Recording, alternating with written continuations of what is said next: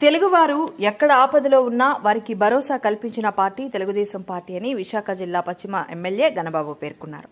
ఈరోజు వారి పార్టీ కార్యాలయంలో మీడియా సమావేశం నిర్వహించారు. నేపాల్లో తెలుగువారిని గుర్తించి 24 గంటల్లో వారి స్వస్థలానికి తీసుకొచ్చిన ఘనత మంత్రి లోకేష్ నడుపుతున్నారని అన్నారు. కూటమి ప్రభుత్వం ప్రజలపైన పూర్తి శ్రద్ధాశక్తులతో పనిచేస్తుందని తెలిపారు. ఇటువంటి విపత్కర పరిస్థితుల్లో మాజీ ముఖ్యమంత్రి జగన్ రెడ్డి తాడేపల్లికి పరిమితమయ్యారని ఎద్దేవా చేశారు.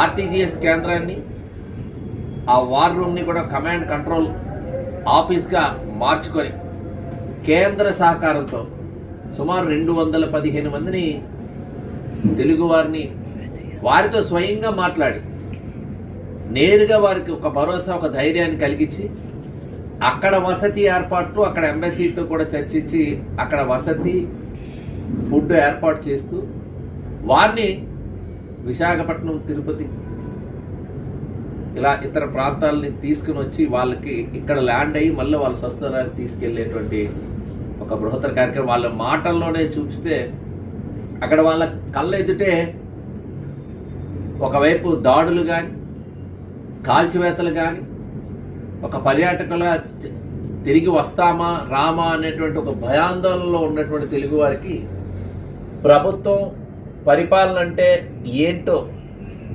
సుపరిపాలన అంటే ఏంటో చూపించినటువంటి